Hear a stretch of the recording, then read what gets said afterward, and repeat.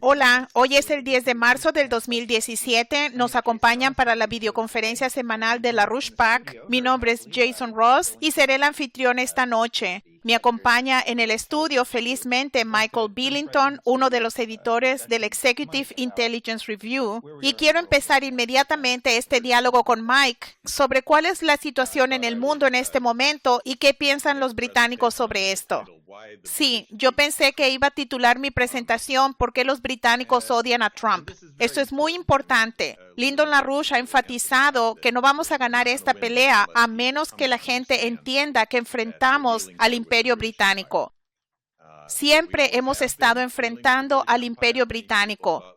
Mucha gente pensó que LaRouche ya sea o exageraba o no reconocía que el Imperio Británico se había derrumbado hace mucho tiempo. Pero ahora es muy claro que a lo que él se ha referido por 40 años o más, que es que lo que enfrentamos aquí, que Estados Unidos ha estado en gran parte bajo control del Imperio Británico, a través de Wall Street hasta cierto grado, pero también a través de las operaciones de la comunidad de inteligencia y otras. Cada vez hay más evidencia de eso. Ya no es el caso de que somos los únicos hablando del papel del Imperio Británico. Estamos viendo muchísima evidencia, no solo explícitamente, sino en su propio nombre. Los británicos en su propio nombre reconocen que quieren destruir al gobierno de Estados Unidos. Quieren llevar a cabo un golpe de Estado en contra del gobierno democráticamente electo de Estados Unidos bajo Donald Trump.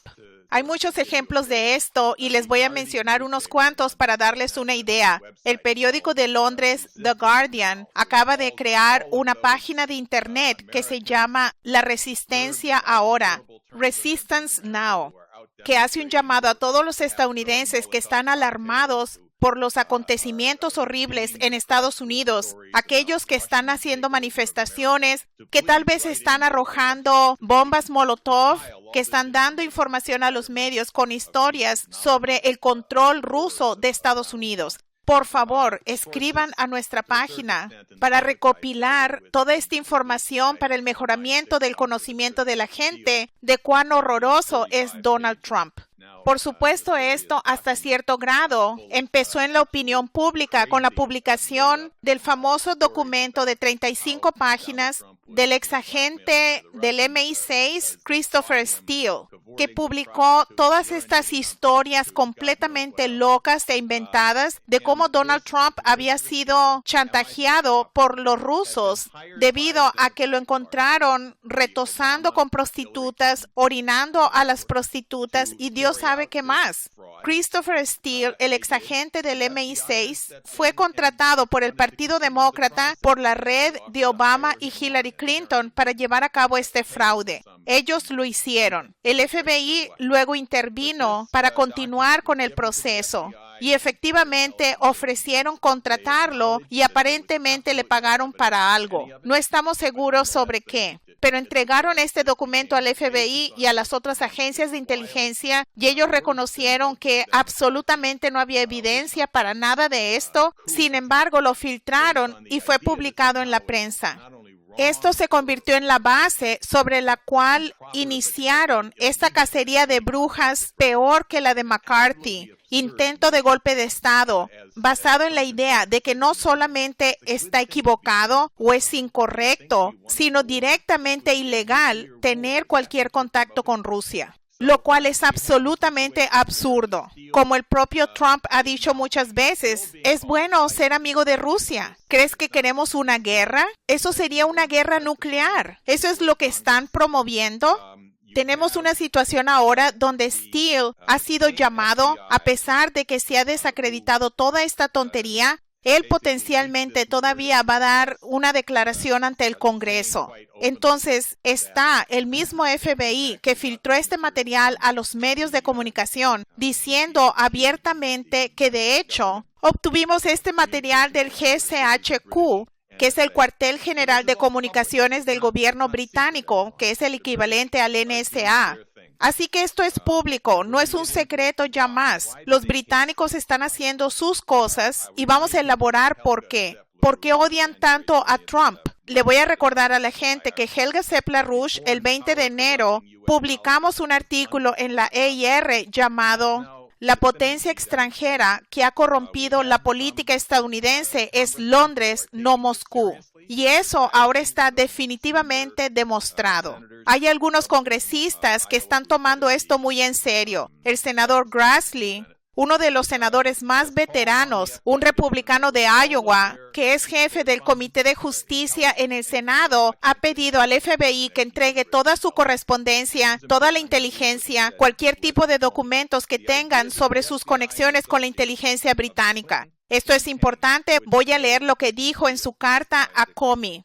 La idea de que el FBI y los asociados de la campaña de Clinton pagarían al señor Steele, este agente del MI6, para investigar al candidato republicano a la presidencia en el periodo previo a la elección, plantea nuevas preguntas sobre la independencia del FBI de la política, así como el uso del gobierno de Obama de la aplicación de la ley y las agencias de inteligencia con fines políticos.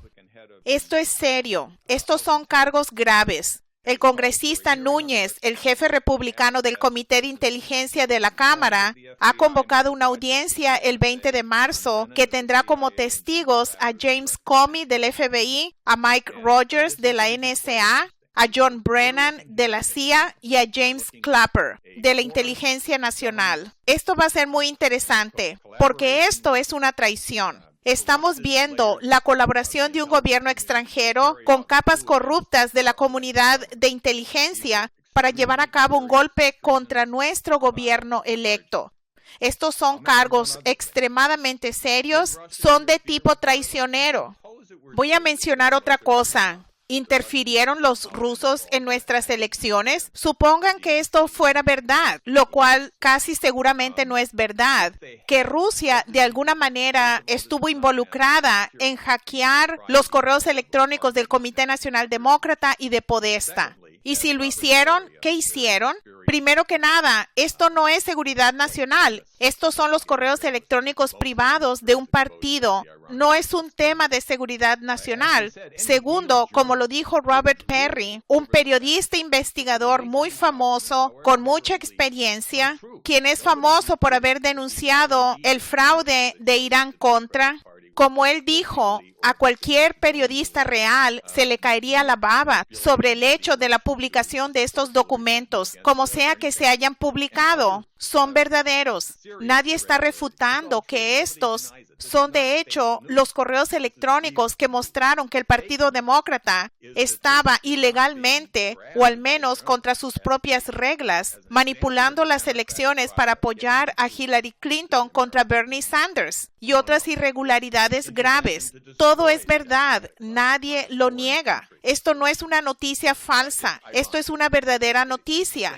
La falsa noticia es que esto no está siendo aprovechado por los periodistas como un ejemplo del proceso democrático, de darle a conocer al pueblo estadounidense la verdad. No, esta es una intervención para destruir el proceso democrático por parte de un país extranjero, los rusos. Es irónico, es una locura, pero es irónico. También quiero agregar que Lyndon LaRouche y nuestra organización conoce muy bien este proceso. En una medida muy real, Trump está recibiendo el tratamiento LaRouche. Conocemos estas capas corruptas del FBI. Sabemos cómo conspiran con los británicos, porque esta fue la operación contra LaRouche en la década de los 80s, que llevó a su encarcelamiento y mi encarcelamiento, y de otros por el gobierno de Bush, exactamente por la misma razón. Lyndon LaRouche había presentado y Reagan había adoptado su propuesta para desarrollar una defensa de láseres, trabajando con los rusos para acabar con la locura de la destrucción mutuamente asegurada de Kissinger y de los británicos, que era que los rusos y los estadounidenses ambos tienen armas nucleares apuntadas el uno al otro, listas para ser disparadas en un santiamén. Que esta era la manera de mantener al mundo a salvo. Es decir, no vamos a ir a la guerra nuclear porque sabemos que también nos van a hacer estallar. Mientras tanto, el Imperio Británico y el gigante tonto de Estados Unidos puede ir alrededor del mundo llevando a cabo guerras coloniales, como en Vietnam, en todo África y en otros lugares, mientras detenemos llegar al punto de una guerra nuclear. Bueno, por supuesto, el punto es que mantiene al mundo dividido, y esa es la intención del Imperio Británico. El punto central de esto es evitar que Estados Unidos trabaje con Rusia, evitar que Europa trabaje con Rusia, porque el imperio depende en dividir y conquistar, en mantener al mundo dividido. Por lo tanto, el mismo proceso que se llevó a cabo en contra de nosotros por las mismas razones, ahora se está llevando a cabo en contra de Trump. Y como creo que saben, recientemente publicamos un informe sobre el tercer aniversario del golpe de Estado en el Maidán, en Ucrania, donde un golpe nazi fue abiertamente respaldado por Obama y Soros, y el agente de Obama allí, Victoria Nuland, quien se jactó de que habían gastado miles de millones de dólares en crear las ONG antirrusas, a pesar de que los elementos más importantes de estas manifestaciones no eran los manifestantes pacíficos, sino los grupos neonazis con sus suásticas, con sus retratos de Stefan Bandera, el aliado de Hitler en Ucrania durante la guerra, quien dirigió la masacre de los judíos y los polacos y los rusos. Esto fue un golpe para poner a los nazis en el poder, dirigidos por Obama, Soros y otros. Y exactamente esos mismos individuos están involucrados hoy en la operación para derribar al gobierno de Estados Unidos. Es la revolución de color contra Trump. Y de nuevo, es exactamente por la misma razón. En ambos casos, se trataba de evitar la colaboración entre Europa y Rusia y de evitar la colaboración entre Estados Unidos y Rusia. Porque este es el núcleo del imperio. El imperio británico y todo imperio, que en cierto sentido es solo un imperio desde la época del imperio romano, al imperio veneciano, al imperio bizantino y finalmente al imperio anglo-holandés. Es realmente el mismo grupo central de control financiero sobre las finanzas y el comercio a escala mundial, manteniendo a las personas en guerra entre sí para que no se opongan, para que nadie se una en oponerse a la política imperial que controla las finanzas y al comercio del mundo. A lo que quiero llegar básicamente es al hecho de que el golpe contra Estados Unidos es por la misma razón, porque la división fundamental del mundo, el Imperio Británico usa divisiones étnicas y divisiones religiosas y lucha por territorios y cosas de ese tipo para mantener a las personas divididas, porque la gran división es el este contra el occidente. La gran brecha es mantener al occidente democrático y libre y el todavía dictatorial y comunista este de Rusia y China, manténganlos separados a toda costa. Esta es la base sobre la cual podemos evitar la unión de las naciones que de una vez por todas puedan destruir el concepto mismo del imperio.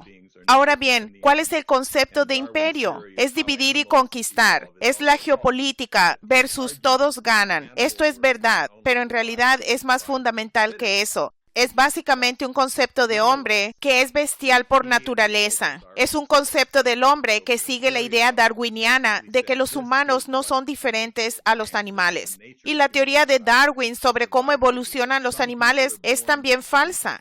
Pero su argumento de que el mundo animal solo puede sobrevivir a través de la supervivencia del más fuerte, eso es falso.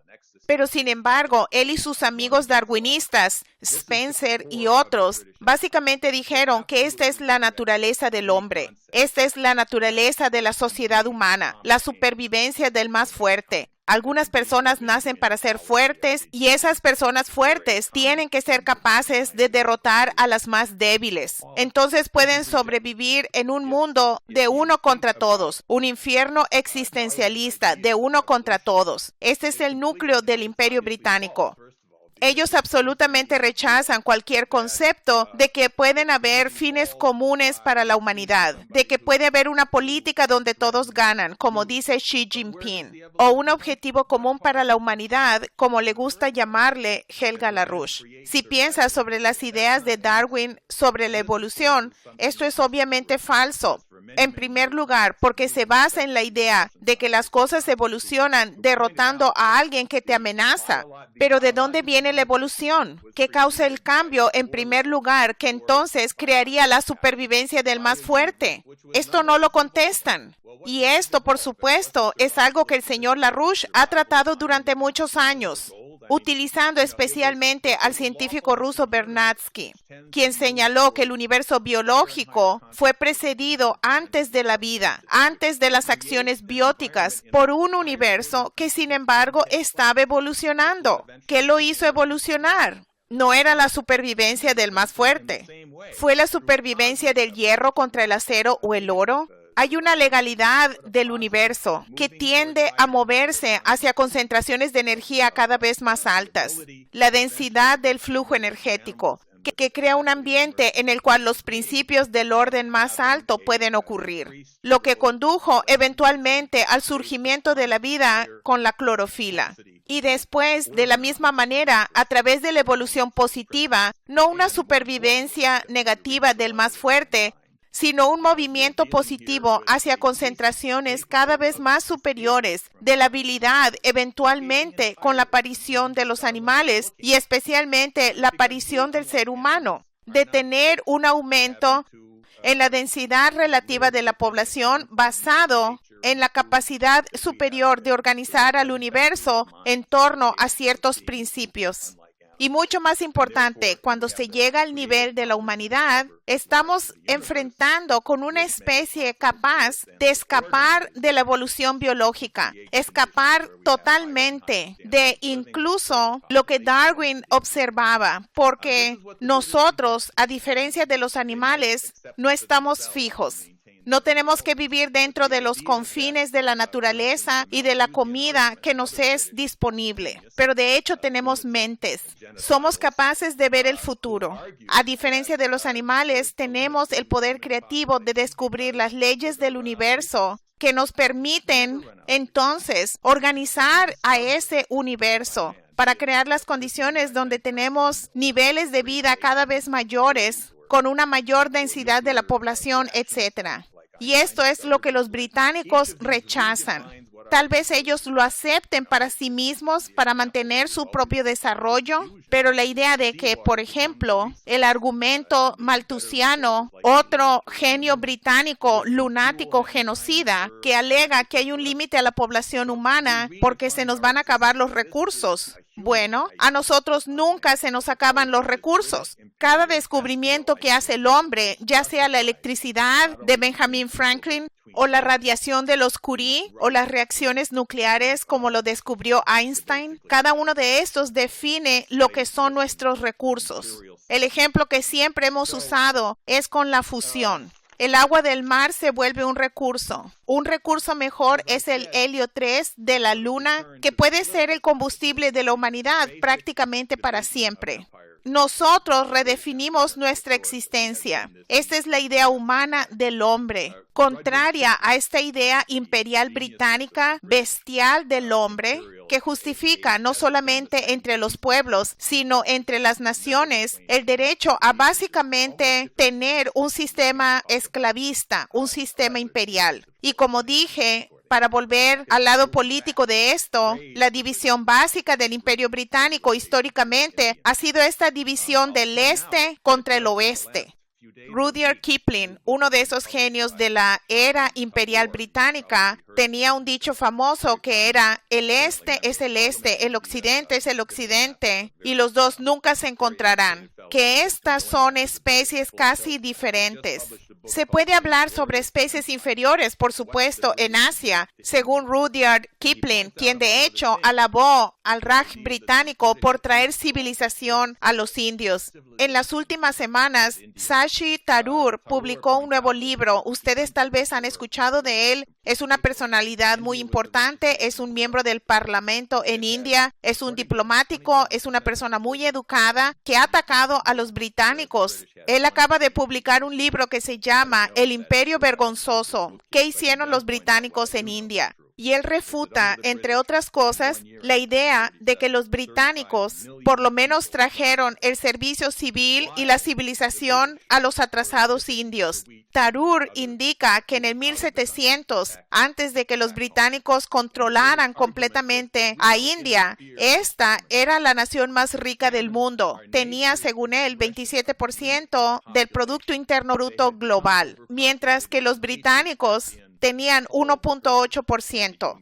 Yo no sé si eso es verdad, no he leído el libro aún, pero él enfatiza algo que yo sé que es verdad, que bajo los británicos en un año, en 1837, 35 millones de personas murieron de hambre en India, mientras que los británicos se llevaban el trigo y otros alimentos fuera del país y lo enviaban a Gran Bretaña. El argumento británico era que nosotros no interferimos con las hambrunas, porque las hambrunas son una expresión de la naturaleza del límite de población. Se han vuelto sobrepoblados y la naturaleza intervino para recortar la manada de seres humanos. Al final de cuentas, somos gente moral en el Reino Unido y creemos en la moralidad de nuestros contratos. Y romper un contrato de mandar trigo al Reino Unido sería absolutamente inmoral, simplemente porque 35 millones de personas están muriéndose de hambre. Estas son prácticamente citas y no las estoy inventando. De hecho, Tharoor también indica que 3.4 millones de personas murieron bajo Winston Churchill y compara a Churchill con Adolfo Hitler, y es una comparación muy adecuada. Y también están las guerras del opio. No necesito adentrarme en eso. Yo creo que la gente sabe que ellos trataron de transmitir históricamente que las guerras del opio se trataban de controlar el opio. Todo lo contrario. Estas guerras de los británicos eran para literalmente destruir al gobierno chino, que se oponía a que trajeran el opio del Raj de la India para destruir a la población china y asegurarse que impondrían un tipo de control. Y hoy en día vemos exactamente lo mismo. Podemos pensar sobre esto como lecciones de historia. Pensé en traer un libro, Doping, pero se me olvidó. El libro que publicamos primero en los 80s, que se llamó Doping, la guerra británica del opio contra Estados Unidos. Publicamos varias ediciones. La más reciente se llamó La guerra del opio británica contra el mundo. Los mismos bancos que fueron creados en Hong Kong para llevar a cabo las guerras del opio, los bancos Hong Kong y Shanghai, el Standard & Chartered y Jardine Matheson, son los mismos bancos que todavía están involucrados en esto. Cuando pescaron al HSBC lavando decenas de miles de millones de dólares del dinero de la droga de Colombia y de México a Estados Unidos, el gobierno de Obama dijo, nadie va a la cárcel, vamos a darles una pequeña multa y deben volver a trabajar con el tráfico de drogas, porque las drogas es el negocio más grande del mundo. Lo hemos dicho en este programa antes con una discusión sobre el hecho de que el jefe antidrogas de la ONU, Antonio María Costa, ha enfatizado que en este periodo de crisis, estos bancos dependen en la liquidez del dinero de las drogas. Es el negocio más grande del mundo. Y como saben, mientras Obama legalizaba las drogas en Estados Unidos, él abiertamente respaldaba tanto a los gobiernos nacionales que estaban respaldando a las drogas, como en Colombia, donde ellos firmaron un llamado acuerdo de paz con las FARC, que no era más que el cartel de la cocaína y la marihuana. Pero también se aseguró que a los bancos se les permitiera continuar sin obstáculos, porque eso es lo que este negocio de las drogas es. Ahora, Trump está llevando a cabo una guerra a las drogas, y esa es otra razón por la cual los británicos lo odian tanto como odian a LaRouche. Como saben, LaRouche inició una organización llamada la Coalición Antidrogas, publicando una revista llamada La Guerra a las Drogas. Trump ha declarado la guerra a las drogas. Ha nombrado al general John Kelly a cargo del Departamento de Seguridad Nacional, y él está muy familiarizado con la crisis de las drogas. Él dijo en el Congreso que solo 20% de las drogas que vienen por la frontera mexicana son capturadas en este momento. También el fiscal general de Trump, Jeff Sessions, ha dedicado toda su vida a luchar contra la legalización de las drogas. A los británicos no les gusta esto mucho. Voy a mencionar lo que Jason va a abordar, que es todo el lado de la banca de esto. Los sistemas monetarios británicos desprecian el sistema hamiltoniano de crédito. El dinero es un idiota. Y eso es lo que los británicos quieren que la gente sea, unos idiotas. Ellos quieren que se base en el dinero para que los bancos controlen el flujo de dinero, que el dinero se gaste en lo que hace ganancias, ya sean casinos o prostíbulos. A diferencia del sistema de crédito establecido por Alexander Hamilton y utilizado por nuestros mejores presidentes, el crédito tiene una visión, tiene una idea del futuro, cuyo propósito es crear algo, crear un mundo mejor, mirar realmente hacia un futuro y hacer que algo cambie de una manera que beneficie el bienestar general de la población. Creo que esto es una especie de esquema resumido del infierno del Imperio Británico, porque odian a Trump. En este momento, tal vez por primera vez en la historia, estamos en una posición en que el imperio puede ser abolido, posiblemente para siempre, si logramos crear el tipo de ambiente creativo para la raza humana basado en los objetivos comunes de la humanidad. Por lo tanto, permítanme darle la palabra a Jason. Lo que abordaste hace mucho más claro por qué hay tanta oposición al potencial que tenemos ahora, que realmente es enorme. Algunas personas dicen que el Partido Demócrata es ahora un montón de escombros. Creo que es una buena descripción. En lugar de pensar en las políticas que deberían llevar a cabo, cuál debería ser su misión, lo único que hacen es culpar a Rusia por todo. Mal tiempo, culpa a Rusia. Malos resultados electorales, el hackeo de las elecciones. La elección presidencial fue una. ¿Qué pasa con el Senado? ¿Qué pasa con la Cámara? Esta no fue una elección muy buena para el Partido Demócrata en general. Piensen en cuál podría ser el potencial en términos de cooperación con la presidencia de Trump en iniciativas que son posibles ahora. Demos un ejemplo. Este es un clip de la conferencia de prensa ayer con el secretario de prensa de la Casa Blanca, Sean Spicer. La pregunta la hace John Giese de Newsmax. Se trata exactamente del tipo de cooperación que debe estar ocurriendo. Por lo tanto, escuchémosla. Volviendo a la reunión y tu declaración sobre los bancos, en la última campaña, el candidato Trump hizo una gran campaña para restaurar la Glass-Steagall, que pondría una barrera entre los bancos comerciales y los principales bancos de inversión. Por supuesto, fue derogada en 1999. La derogación la firmó el presidente Clinton. El senador Sanders también hizo campaña a favor de esto. Señaló que estaba en la plataforma republicana en Cleveland y dijo en diciembre que estaría feliz de trabajar con el gobierno de Trump en la restauración de la Glass-Steagall. ¿Hay planes para que el presidente se reúna con el senador Sanders? ¿Y está la Glass-Steagall en su agenda? No tiene programado reunirse con él. Estoy seguro de que, como lo ha hecho con varios otros miembros del Congreso de ambos partidos, que en algún momento se programará. No hay nada programado por ahora, pero mira, él ha demostrado, y creo que hoy o ayer era otro ejemplo, que está dispuesto a dialogar con ambos partidos. Su voluntad de dirigirse a ambas cámaras, no solo a los negocios, sino a los sindicatos y otras industrias, donde podemos encontrar un terreno común. Creo que si el senador Sanders y otros quieren trabajar con la Casa Blanca en las áreas de las maneras en que podemos mejorar la industria financiera, vamos a hacer eso. ¿Pero sigue comprometido con la restauración de la Glass-Steagall? Sí.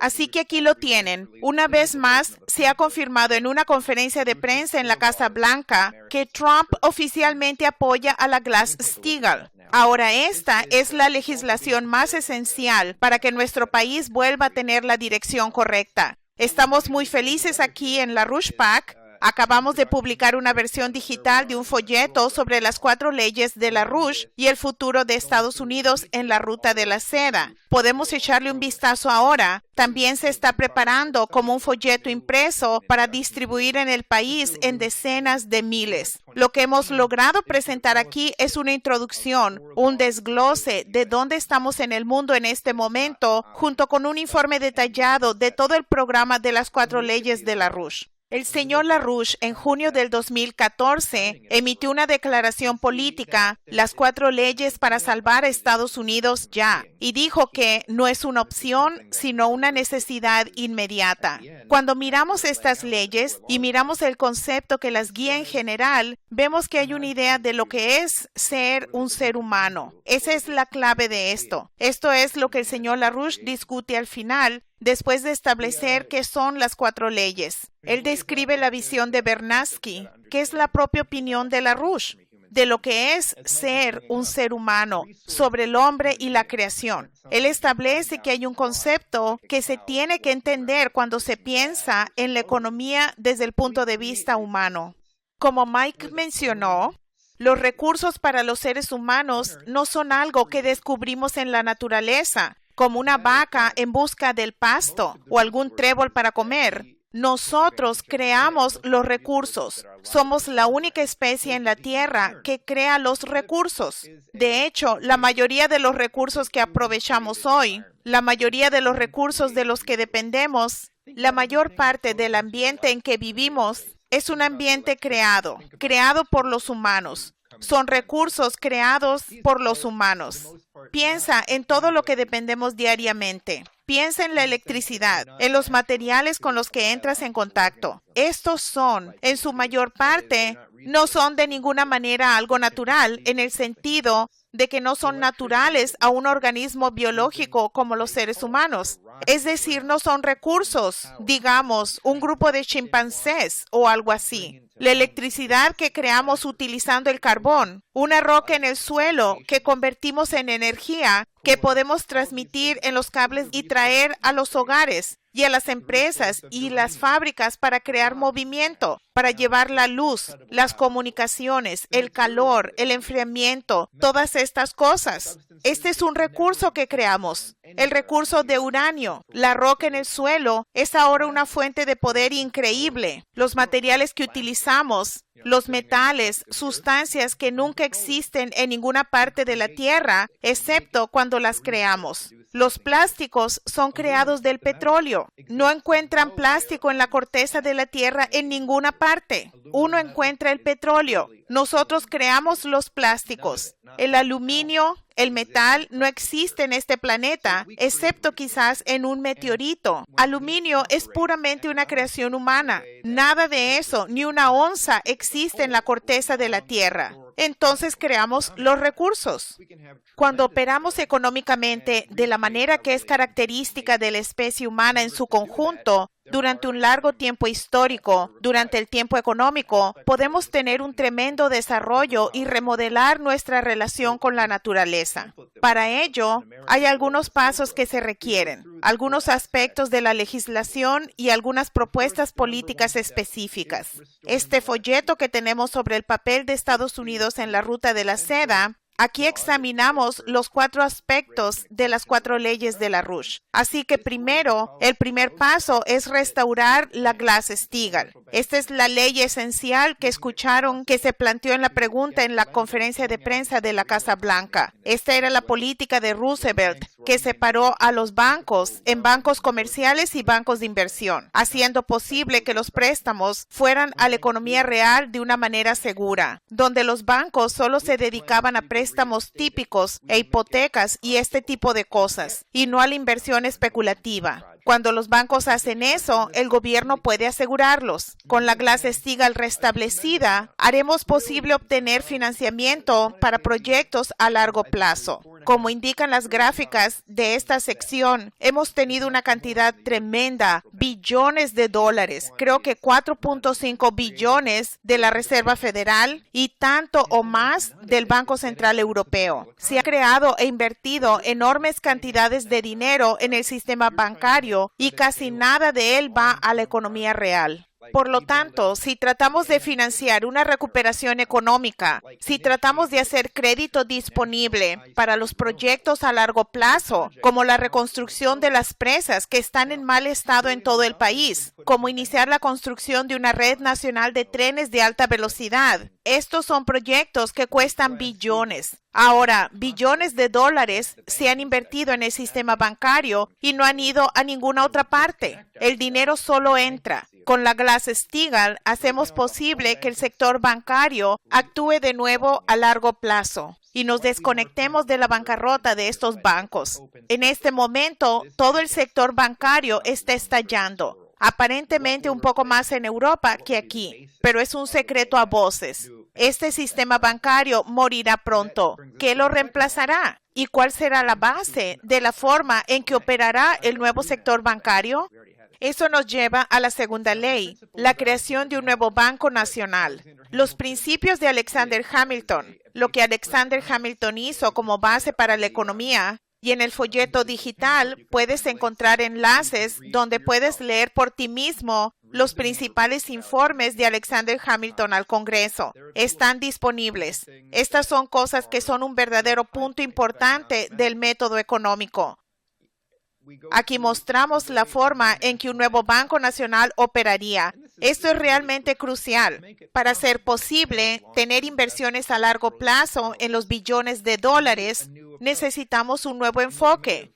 Lo que usted pudo haber oído en la conferencia de prensa, si la escuchó toda, es que un tema que han mencionado repetidamente en la Casa Blanca, desafortunadamente, es la idea de las asociaciones público-privadas, de que esta es la manera de financiar los billones de dólares en infraestructura que el presidente Trump ha pedido. Eso no funcionará. Por un lado, a menos que se tenga la Glass-Steagall, no se va a obtener nada de ese tipo de financiamiento. Pero el otro aspecto es que las alianzas público-privadas requieren proyectos en los que se puede invertir que paguen directamente la inversión.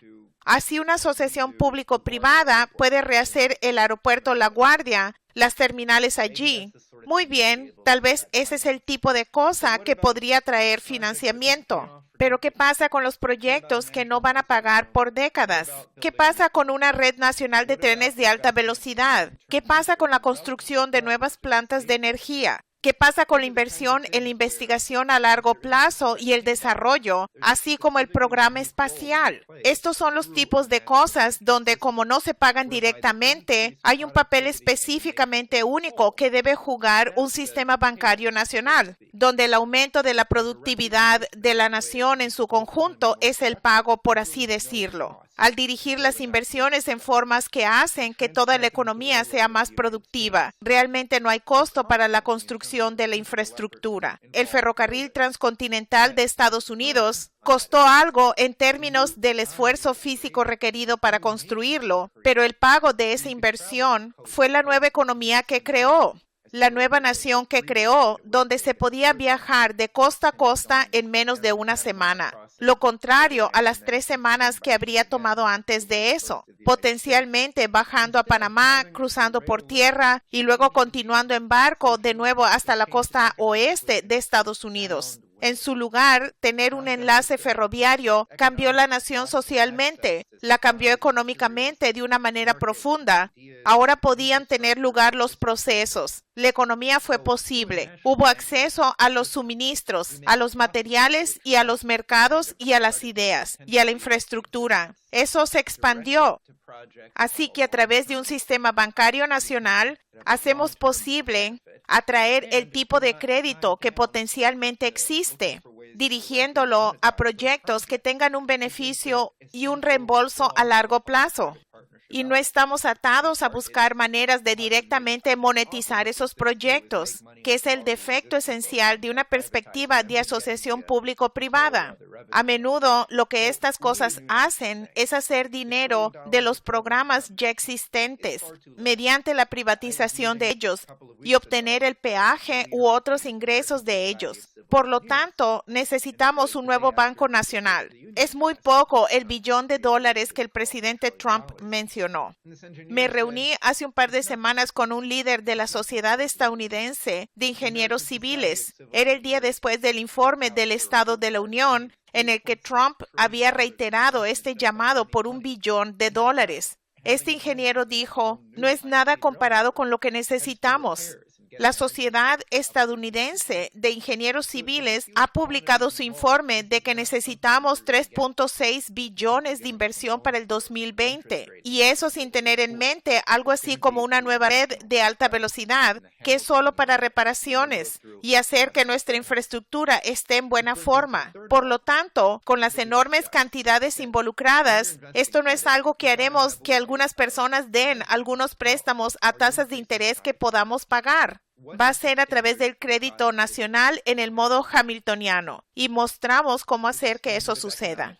Lo que nos lleva a la tercera ley que discutimos, que cuando se invierte el crédito hay que tener una manera de medir si se aumenta la productividad.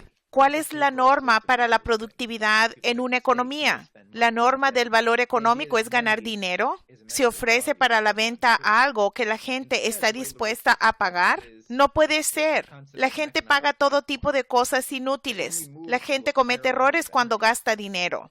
La idea de que el dinero es una medida de valor es simplemente falsa. En cambio, la forma en que LaRouche analiza esto es con el concepto de una plataforma económica, que cuando avanzamos a un nivel más alto de energía, por ejemplo, una fuente más alta de energía, no solo tenemos más de un recurso energético, sino que nos permite hacer cosas nuevas. Se puede ver en esta gráfica el avance de la madera al carbón que tiene lugar durante un periodo de 50 años, entre 1850 y 1900.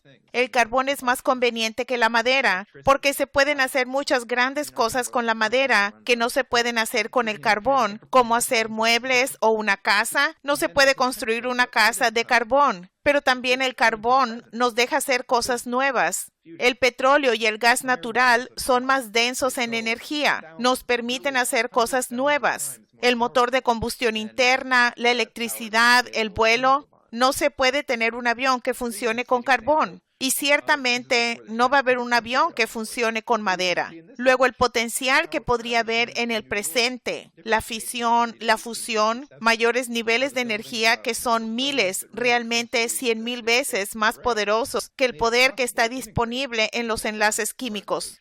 Aquí pueden ver un ejemplo antes de la red ferroviaria transcontinental, pero pueden ver en esta imagen cómo los tiempos del recorrido de Nueva York fueron diferentes de 1830 a 1857. Cómo la construcción de más caminos, pero sobre todo la ampliación del ferrocarril, permitió integrar esta parte de la nación de una manera mucho más densa. Piensa en esa gran idea nueva que tienes, una nueva forma de mejorar las cosas. ¿Puedes ganar más dinero si eres capaz de enviar tus mercancías más lejos y más rápido y más fácilmente? Por supuesto, pero piensa en ello. Eso significa una buena idea. Una mejor manera de hacer las cosas puede propagarse más fácilmente. La gente puede moverse más fácilmente. Nos convertimos en un tipo diferente de nación. Por lo tanto, cuando pensamos en el tipo de plataforma que estamos creando, en la parte superior, realmente tenemos que pensar en cuál es la fuente de nuestro poder,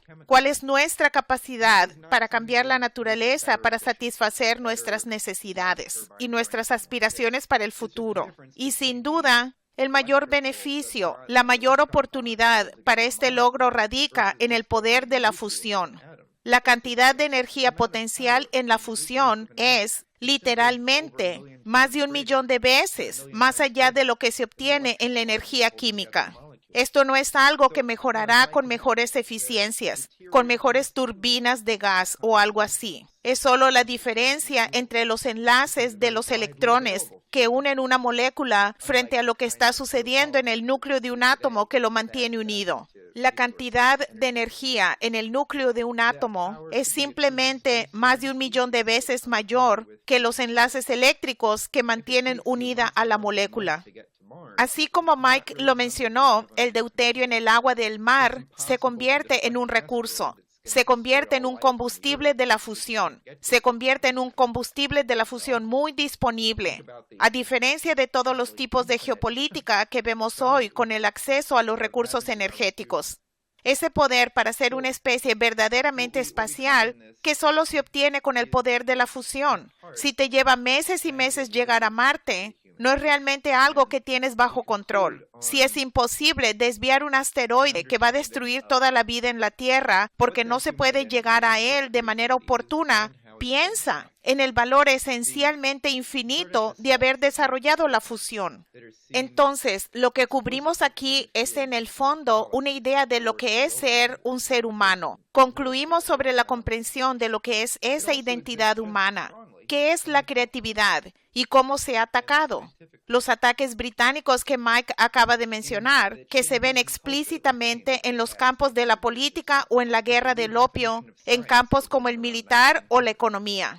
También existe con tanta fuerza en el mundo cultural, en el mundo científico, en los cambios de cultura que hemos visto en los últimos 100 años. Con la redefinición de la ciencia comenzando alrededor del 1900, donde Bertrand Russell, en una época en que Planck y Einstein revolucionaban el mundo, Russell intentaba matar la ciencia, convertirla en matemáticas. Este complot británico fue increíblemente exitoso, como se ve en la adoración de hoy de la idea de la inteligencia artificial, por ejemplo. La gente no entiende la inteligencia natural, lo que es ser un ser humano creativo. Ese aspecto es algo a lo que el universo responde. Nuestros descubrimientos nunca son completamente correctos. Nunca lo sabemos todo. Sin embargo, lo que descubrimos, nuestros descubrimientos, todavía tienen un poder creciente sobre la naturaleza. A pesar de nunca capturamos plenamente la esencia de cómo opera el universo. El hecho de que esta imperfección que disminuye corresponde a un poder cada vez mayor sin tener nunca todo que ser exactamente correcto. Creo que habla de una manera muy poderosa al hecho de que es un proceso creativo mismo lo que está en común entre nuestras mentes y el universo en su conjunto. Si aprovechamos eso, los potenciales económicos son infinitos. Los potenciales humanos son infinitos. Podemos desarrollar la fusión como una fuente de energía, podemos revolucionar nuestra relación con las materias primas, podemos poner fin a la amenaza de las sequías, desarrollando un control sobre el ciclo del agua. Así como no esperamos que algún alimento crezca en nuestra cocina para comerlo, sembramos los alimentos, tenemos la agricultura, la transportamos. Podemos desarrollar una relación similar con el agua, donde el agua es algo que se transporta si es necesario, que alteramos el clima a medida que podamos, que tomamos directamente de los océanos cuando es necesario. Podemos realmente transformarnos como especie y el potencial que tenemos ahora es realmente tremendo. Con la apertura para la cooperación con Rusia, que se ve en el gobierno de Trump, con las reuniones de los principales líderes militares de Estados Unidos y Rusia, con la próxima conferencia de la iniciativa Una Franja, una Ruta en Pekín en mayo, esta será una oportunidad real para que Estados Unidos deje de jugar un papel antagónico ante este nuevo paradigma como bajo Obama y Bush y unirse en él en su lugar y proporcionar un cierto tipo de liderazgo que realmente solo puede venir de Estados Unidos. Podemos ofrecer al mundo un tipo único de potencial como en el espacio, como en la fusión, como en otras cosas también. No sé si quisieras agregar algo a eso. Quisiera hacer dos breves notas. En cuanto a la banca nacional, se me ocurrió mientras hablabas que hemos oído hablar de personas dentro del gobierno de Estados Unidos que han estado involucradas en intentar conseguir inversiones chinas en Estados Unidos, que siempre se encuentran con la política anti-China, anti-rusa, la histeria neoconservadora en el Congreso siempre que sea un proyecto importante. Ellos dicen, oh no podemos permitir que los chinos tengan esto o aquello. Pero nos dijeron que los chinos estarían absolutamente encantados de tomar sus enormes reservas en deuda del Tesoro de Estados Unidos, que ahora no está ganando nada con los tipos de interés cero que se utilizan. Y puesto que no pueden poner eso fácilmente en los proyectos en Estados Unidos, lo pondrían en un banco nacional, un banco de infraestructura, donde probablemente tendrían un mayor rendimiento. Pero lo más importante, este dinero se pondría a trabajar. Iría a trabajar en la construcción de una nación. En este caso, no la suya, la nuestra, que como dijo la gente de ingeniería civil, lo necesitamos desesperadamente. Así que el capital, además de generar capital nacional, hay instituciones alrededor del mundo que estarían más que dispuestas a invertir capital en ese banco, que se convertiría en riqueza real. El dinero no es la riqueza. La riqueza es la infraestructura, la transformación de la naturaleza que se produce como resultado de una política de crédito que sale de un banco nacional. Y de otra manera, solo quería reiterar que este es un momento en la historia en que, por primera vez, tenemos el potencial de destruir la idea del imperio. Y Helga Sepp LaRouche a menudo dice que la gente dirá, oh, ese es un sueño, la naturaleza humana es malvada. Después de todo, siempre habrá gente malvada. Bueno, sí, por supuesto. Pero el punto es, estamos al borde de que la humanidad como un todo salga de su infancia y se vuelva adulta. En lugar de que los hermanos y las hermanas se peleen entre sí y se arrojen espagueti, hay un mundo que reconoce que el beneficio del otro, como se dijo en la paz de Westfalia, la idea de que podemos aprender a dominar las grandes culturas de la tierra, ya sea la cultura confuciana, la cultura Gupta o el califato abasí de Bagdad, que entendemos que las grandes culturas en la tierra tienen periodos de grandeza y periodos de edades oscuras, pero el buscar conocer esos grandes momentos en cada cultura, tenemos el potencial de crear un mundo en el que la idea de la supervivencia darwiniana del más fuerte pueda ser arrojada al montón de la basura de la historia. Y comenzamos a tener realmente el potencial de que cada ser humano viva su humanidad real, sus poderes creativos para hacer algo que va a tener un valor duradero para el futuro de la humanidad. En ese momento nos encontramos. Tenemos ese potencial a nuestro alcance. La gente va a tener que romper con el pesimismo, el cinismo, el miedo y reconocer el tremendo potencial que tenemos ahora ante nosotros, en este momento en la historia. Y vivir a la altura de esa responsabilidad y de ese tremendo potencial. Perfecto. Y les voy a decir nuestra página una vez más, donde pueden encontrar nuestro informe del papel de Estados Unidos en la nueva ruta de la seda. Si usted está escuchando, es lpac.co/US-joins, JOINS/NSR, para la nueva ruta de la seda. Con esto creo que concluiremos el programa de hoy. Disfruten el informe y espero que les ayude en el proceso de organizar.